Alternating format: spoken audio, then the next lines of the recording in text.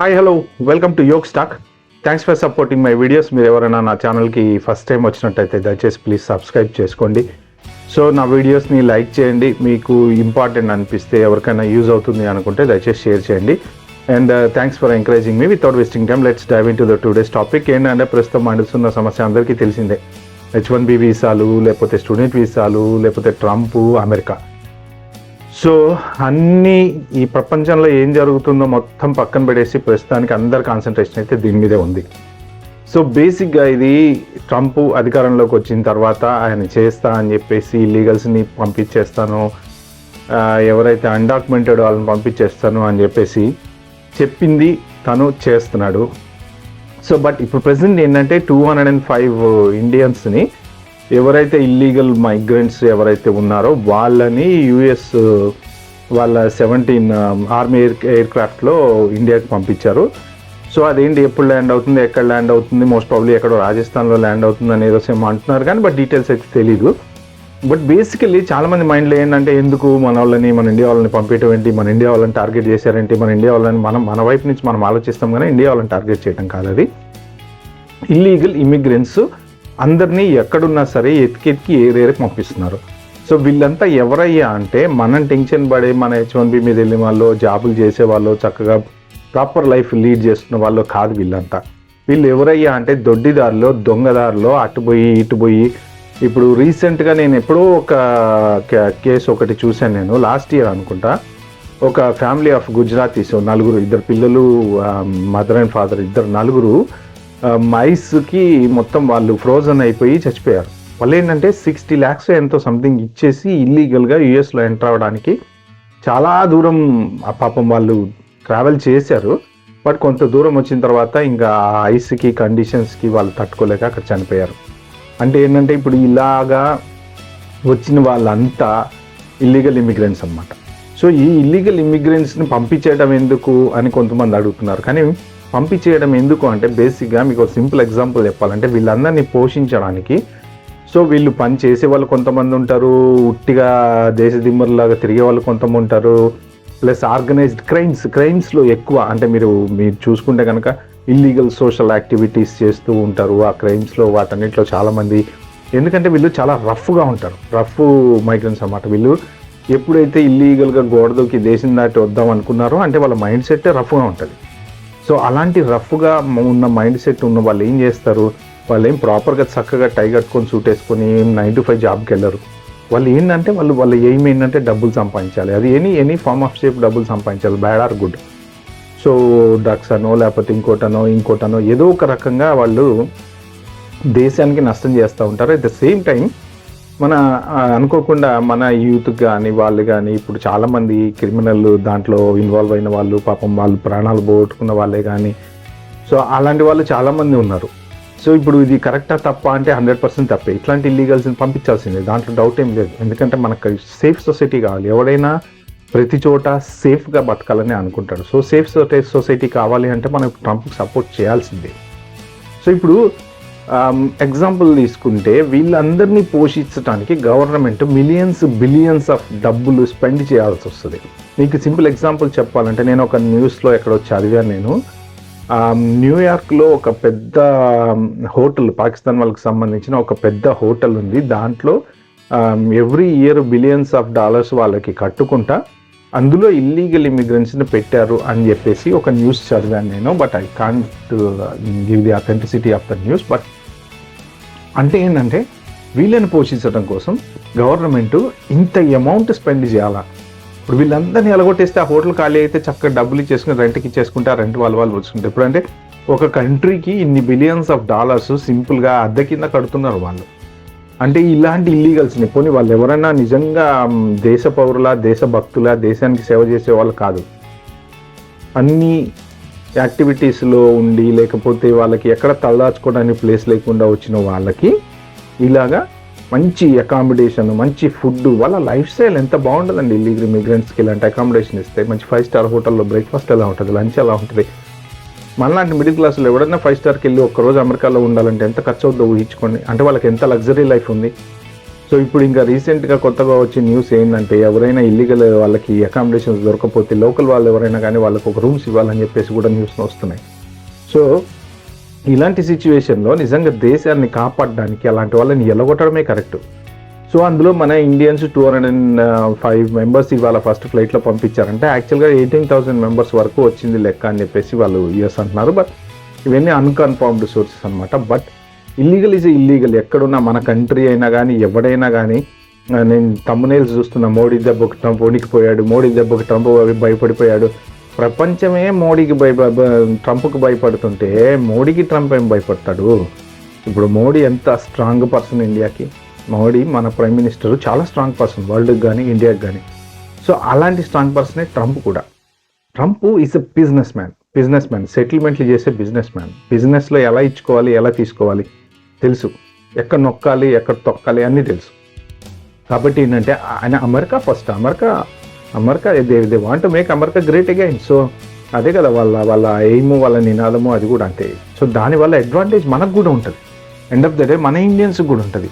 ఎందుకంటే ఇలాంటి ఇల్లీగల్స్ వీళ్ళు అందరూ బయటికి వెళ్ళిపోతే నిజంగా న్యాయంగా చక్కగా వెళ్ళి అక్కడ కంట్రీలో బతకాలనుకునేవాడు సేఫ్గా ఉంటాడు. మన వాళ్ళు ఎంతమంది ఉన్నారండి యూఎస్లో? వాళ్ళందరూ సేఫ్గా ఉండాలంటే మరి ఇలాంటి క్రిమినల్స్ని కానీ లేకపోతే ఈ యాంటీ సోషల్ ఎలిమెంట్స్ అందరినీ పంపించేసేయాలి కదా. సో కాబట్టి మన సేఫ్టీ కూడా మనం చూసుకోవాలన్నమాట. కాబట్టి ఏంటంటే ఇప్పుడు 205 ఇండియన్స్ ఎవరైతే వస్తున్నారో వాళ్ళు కాక ఇంకా కొంతమంది కూడా ఉన్నారు. బట్ అసలు ఇలాంటి ఇల్లీగల్ ఇమిగ్రెంట్స్ ఎందుకు పుడతారు, ఎందుకు వస్తారు అంటే ప్రతివాడికి బతకటానికి ఏదో ఒక ఆప్షన్ లేక ఫారెన్ వెళ్తే ఎక్కువ డబ్బులు సంపాదించుకోవచ్చు, ఇండియాకి ఎక్కువ పంపించుకోవచ్చు అన్న ఉద్దేశంతో వస్తారు. సో మీరు బ్రిటన్లో చూసుకుంటే దాదాపు కొన్ని లక్షల మంది ఇల్లీగల్ ఇమిగ్రెంట్స్ ఉన్నారు, ప్లస్ రెఫ్యూజీస్ ఉన్నారు. ఇప్పుడు కొన్ని వాటికి చూసుకుంటే ఆ పాపంలో చాలా పెద్ద అమెరికా కూడా భాగస్వామి. ట్రంప్ వచ్చిన తర్వాత కొన్ని వార్స్ ఆపేసి అందరిని వెనక్కి పిలిపించేశాడు. వాళ్ళు వారికి అగైనెస్ట్ ట్రంప్ ఎక్కడ పోయి ఏలు పెట్టాడు. అంతకుముందున్న ప్రెసిడెంట్లు ప్రతి చోట ఇప్పుడు బోలెడు వార్స్ జరిగాయి కదా, సిరియా వారు, ఇరాక్ వారు, ఆఫ్ఘనిస్తాన్ వారు. అవి జరిగినప్పుడు ఎంతమంది వారు జరుగుతున్నప్పుడు బోల్డంతమంది రెఫ్యూజీస్ యూరోప్కి వచ్చారు, యూరోప్ నుంచి యూకేకి వచ్చారు. ఇప్పుడు వాళ్ళందరిలో ఎవరు మంచి వాళ్ళు, ఎవరు చెడ్డవాళ్ళు, ఎవరు కరెక్టు, ఎవరు కారదు, ఎవరు కత్తులు పట్టుకొని తిరుగుతారు, లేకపోతే ఎవరు నీట్గా నిజాయితీ ఉద్యోగం చేసుకునే వాళ్ళు ఉన్నారు, మనం జడ్జ్ చేయగలమా? చేయలేం కదా. ఎందుకంటే యూరోప్ మొత్తం వచ్చేసి బై రోడ్ ఎక్కడి నుంచి ఎక్కడికైనా రీచ్ అవ్వచ్చు. అక్కడి నుంచి యూరోప్కి యూకేకి ఉన్న చిన్న సీ మార్గంలో ఇప్పటికీ బోలెడ్ ఇల్లీగల్ ఇమిగ్రెంట్స్ బోట్స్లో వస్తూనే ఉన్నారు. బోల్డ్ ఎంతమంది వస్తూనే ఉన్నారు. చక్కగా వీళ్ళు మంచి బస్సులు పెట్టేసి తీసుకెళ్ళి వాళ్ళకి మంచి ఫెసిలిటీస్ ఇచ్చేసి, మంచి హోటల్స్లో ఇచ్చేసి, ఫుడ్ ఇచ్చేసేసి వాళ్ళందరికీ డబ్బులు ఎవరు పెట్టాలి? అగైన్ కంట్రీసే పెట్టాలి. అంటే ఉన్న కంట్రీలో ఉన్న వాళ్ళకి ఉద్యోగాలు లేక సరిగ్గా ఇబ్బంది పడుతుంటుంటే ఈ బయట నుంచి వచ్చే వాళ్ళకి లగ్జరీ లైఫ్ ప్రొవైడ్ చేయాలి, రెఫ్యూజీస్కి ప్రొవైడ్ చేయాలి. యుక్రెయిన్ వార్ వల్ల ఎంతమంది వచ్చారు అంటే ఒక కంట్రీ పాపులేషన్ ఎలా పెరిగిపోతుంది, దానివల్ల నష్టం ఎలా ఉంది అంటే దీని ఇంపాక్ట్ చాలా చోట్ల ఉంటుంది, ఎకనామీ మీద ఉంటుంది. ఇంతమంది ఇల్లీగల్ ఇమిగ్రెంట్స్ని అమెరికా వాళ్ళు పోషిస్తున్నారు అంటే దాని మీద ఎంత ఎకనమీ ఇంపాక్ట్ ఉంటుంది. Millions and billions of dollars save అవుతాయి వీళ్ళందరినీ పంపించేస్తే. సో అలాగా ఇల్లీగల్ ఇమిగ్రెంట్స్ ప్రతి చోట తయారవుతున్నారు. అమెరికా చేసిన పాపం వలన వేరే కంట్రీస్లో ఎక్కడ చూసినా యూరోప్లో వాటిలో బోల్డంతమంది ఇమిగ్రెంట్స్ ఎక్కువైపోయారు.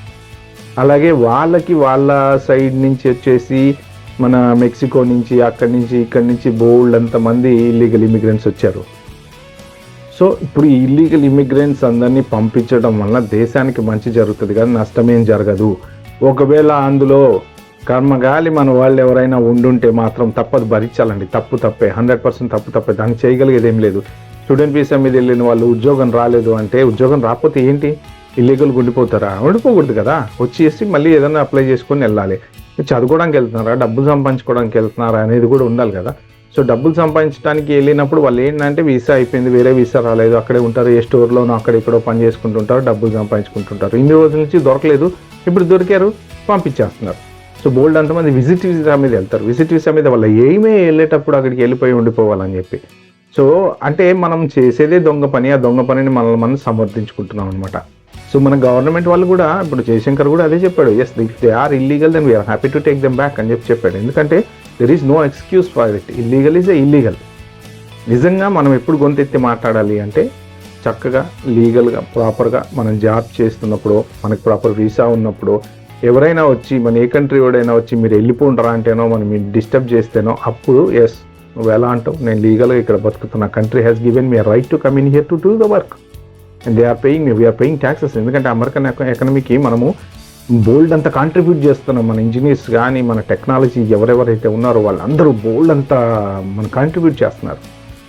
సో అదంతా ఎక్కడి నుంచి వస్తుంది వాళ్ళకి? మనం జాబ్ చేసి, ఇప్పుడు మన కారు కొంటే ట్యాక్స్ కట్టాలి, జాబ్ చేస్తే ట్యాక్స్ కట్టాలి, షాపింగ్ చేస్తే ట్యాక్స్ కట్టాలి. ప్రతిదీ ఎక్కడి నుంచి వస్తుంది? మనలాంటి వాళ్ళు వెళ్ళి బతికి ఉద్యోగం చేసి దాని మీద వచ్చే డబ్బులతో ట్యాక్స్ కడితేనే కంట్రీ ఎకనమీ రన్ అవుతుంది. సో కాబట్టి ఏంటంటే లీగల్గా ఉండేవాడికి ఎప్పుడైనా ఎక్కడైనా కూడా పర్ఫెక్ట్గా ఉంటుంది, ఏం ప్రాబ్లం లేదు. సో ఇల్లీగల్గా ఉండే వాళ్ళు మాత్రమే ఇప్పుడు వెనక్కి వస్తున్నారు. బట్ దానికి మనం ప్రిపేర్ అవ్వాల్సిందే. అందులో మన తెలుగు వాళ్ళు ఉన్నారా లేరా అనేది కూడా మనకు తెలీదు. ఒకవేళ ఉంటే కూడా ఉండొచ్చు, 100% గ్యారంటీ, దాంట్లో డౌట్ ఏం లేదు. ఎందుకంటే చిన్నగా వీళ్ళు అటు చేరి చివరికి ఎట్టో ఏదో గోడ దూకో, అటు పోయో ఇటు పోయో. ఎందుకంటే ప్రతి ఒడికి బతకాలన్న ఆశ, డబ్బు సంపాదించుకోవాలన్న ఆశ. ఆ ఆశలో మరి వాళ్ళు చేసి తప్పు అని అనుకోరు కదా. ఇప్పుడు ఎకనమీ బాగా పెరిగిపోయేటప్పటికి ఏమైందంటే ప్రతి వాడికి బతకడానికి కొంచెం కష్టమైపోయింది, వచ్చే డబ్బులు సరిపోవట్లేదు. ఇప్పుడు హైదరాబాద్లో బతకాలంటేనే మనకి ఎంత ఖర్చు అవుతుందండి, రఫ్గా చెప్పుకుంటే. అంత ఖర్చుకి అంత సంపాదన లేకుండా ఎంతోమంది చాలా కష్టంగా బతుకుతున్నారు. క్యాపిటల్ సిటీ అయిపోయింది, రెంట్లు పెంచేశారు, ఖర్చులు పెరిగిపోయినాయి. దానికి తగ్గ అందరికీ లక్షల్లో జీతాలు రావాలంటే రావు. 10,000 సంపాదించే వాళ్ళు ఉన్నారు, 15,000 సంపాదించే వాళ్ళు ఉన్నారు, బోల్డ్ మంది ఉన్నారు. వీళ్ళంతా బతకాలి కదా. సో దానికి తగ్గ డబ్బు సరిపోను రానప్పుడు ఏం చేస్తారు అందరూ అంటే ఇలా దొడిదారి తొక్కుతారు. ఆ దొడిదారి తొక్కి అటు పోయి ఇటు పోయి చేరడం అనేది ఇల్లీగల్ మైగ్రెంట్స్. ఇప్పటికీ యూకే కానీ యూరోప్ కానీ బోల్డ్ ఎంతమంది వస్తారండి. దానికి చాలా దారులు ఉన్నాయి. మన ఏజెంట్స్ చాలామంది ఉంటారు. ఈ ఏజెంట్సే చెప్తూ ఉంటారు ఎలా వెళ్ళాలి ఏంటి, దానికి డబ్బులు తీసుకుని రూట్ చూపించి, ఎన్ని మనం సినిమాల్లో చాలా చూస్తూనే ఉంటాం కదా. సో వాళ్ళు ఇక్కడి నుంచి ఇక్కడికి వెళ్ళాలి, ఇక్కడి నుంచి ఇక్కడికి వెళ్ళాలి, ఈ రూట్ ఇది, వాళ్ళు పిక్ చేసుకుంటారు, వీళ్ళు పిక్ చేసుకుంటారు అని. అంటే వాళ్ళు అలా సంపాదించుకుంటున్నారు. వీళ్ళు పాపం బతకడం కోసం వచ్చే దారిలో ఎంతోమంది, కొన్ని వందల మంది చచ్చిపోతున్నారు. మొన్న ఒక కంటైనర్లో రీసెంట్గా, అంటే ఒక 2-3-4 years బ్యాక్ అనుకుంటా, ఇల్లీగల్ ఇమిగ్రెంట్స్ని ఎవడో ఒక ఫ్రీజర్ అనేది, ఇప్పుడు ఇక్కడ ఫారెన్లో ఎలా ఉంటుందంటే మీకు ఈ ఫ్రోజన్లో పెట్టుకుని అమ్మే ఐటమ్స్ చాలా ఎక్కువ ఉంటాయి. ఆ ఫ్రోజన్లో పెట్టుకుని అమ్మే ఐటమ్స్ ఫ్రీజర్ అనే ఒక పెద్ద కంటైనర్ ఉంటుంది. ఆ కంటైనరు షిప్పుల్లో వెళ్ళే కంటైనరు లోపల ఫ్రిడ్జ్ అనమాట. అది ఫ్రిడ్జ్నే కంటైనర్ లాగా తయారు చేస్తారు. ఆ కంటైనర్లో ఎందుకంటే ఇప్పుడు ఫ్రూట్స్ కానీ వెజిటబుల్స్ కానీ అవన్నీ ఏంటంటే ఎక్కువ లాంగ్ ట్రావెల్ చేస్తే పాడైపోతాయని చెప్పి ఫ్రిడ్జ్లో పెట్టి తీసుకొస్తారు. అలాంటి ఫ్రీజర్లో వాడు 50 మందిని ఫ్రీజర్లో కూర్చోబెట్టి యూకేకి తీసుకొస్తూ ఉన్న టైంలో ఫ్రిడ్జ్ ఆన్ అయ్యి ఆ 50 మంది లోపల చనిపోయారు, ఇల్లీగల్ ఇమిగ్రెంట్స్. ఇక్కడ ఎందుకో చెక్ చేయడానికి చూస్తే ఏమైందంటే అందులో అందరు చనిపోయినారు. అంటే ఎవరి రెస్పాన్సిబిలిటీ అండి? ఇలా కొన్ని వేల మంది, లక్షల మంది సంవత్సరానికి బోలెడంత మంది చనిపోతూ ఉంటారండి ఇలాంటి ట్రావెల్లో. ఇల్లీగల్ మైగ్రేషన్ ట్రావెల్లో చాలామంది చనిపోతూ ఉంటారు. కానీ మనం ఫీల్ అవటం తప్ప ఏం చేయలేం. ఎందుకంటే ప్రతి వాడికి రిచ్గా బతకాలనే ఆశ, ఆ ఆశలో చేసే తప్పులే ఇవి. ఓకే ఫ్రెండ్స్, ఇది ఏంటంటే ఇల్లీగల్ మైగ్రెంట్స్ గురించి ఇవాళ ప్రజెంట్ జరుగుతున్న దాని గురించి నేను చిన్న ఇంట్రెస్టింగ్ ఇది షేర్ చేసుకుందాం అనుకున్నాను. సో ఒకవేళ మీకు ఎవరికైనా నచ్చితే మాత్రం కామెంట్ చేయండి, షేర్ చేయండి, లైక్ చేయండి, సబ్స్క్రైబ్ చేసుకోండి. Thank you.